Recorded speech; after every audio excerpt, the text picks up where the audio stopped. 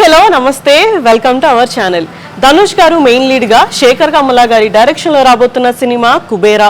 ఈ cinema June 20న grand release అయితే అవ్వబోతుంది. ఈ సినిమాలో నాగార్జున గారు ఒక ఇంపార్టెంట్ క్యారెక్టర్ ప్లే చేస్తున్నారు. అండ్ ఈ సినిమాలో హీరోయిన్ గా రష్మిక మందన్న గారు అయితే యాక్ట్ చేస్తున్నారు. రష్మిక మందన్న గారి లాస్ట్ సినిమా సికిందర్.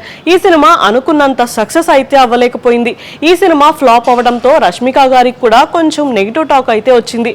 దీంతో ఇప్పుడు కుబేరా సినిమా మీదే ఆవిడ హోప్స్ అన్ని పెట్టుకున్నట్టు తెలుస్తుంది. రీసెంట్ గా Kubera cinema pre release event Hyderabad లో జరిగింది.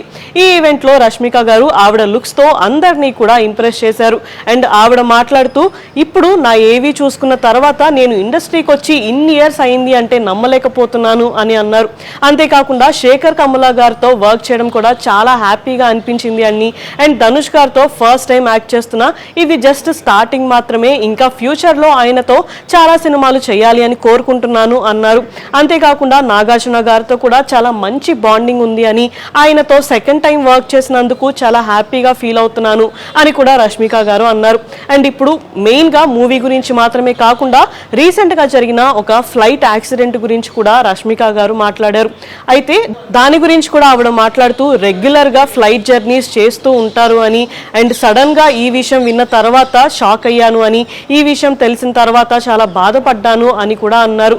అంతేకాకుండా మన లైఫ్ చాలా సింపుల్ గా ఉంటుంది అని, ఎప్పుడేం జరుగుతుందో అసలు ఎప్పుడు పోతామో అనేది కూడా తెలియదు అని, అందుకని అందరూ ఎప్పుడు హ్యాపీగా ఉండాలి అని రష్మిక గారు అన్నారు. నార్మల్ గా ఇలాంటి ఈవెంట్స్ లో రష్మిక గారు చాలా జోవియల్ గా చాలా సరదాగా మాట్లాడతారు. అలాంటిది ఫస్ట్ టైం ఎమోషనల్ గా అండ్ లైఫ్ గురించి మాట్లాడడం చాలా ఇంట్రెస్టింగ్ గా అయితే అనిపించింది.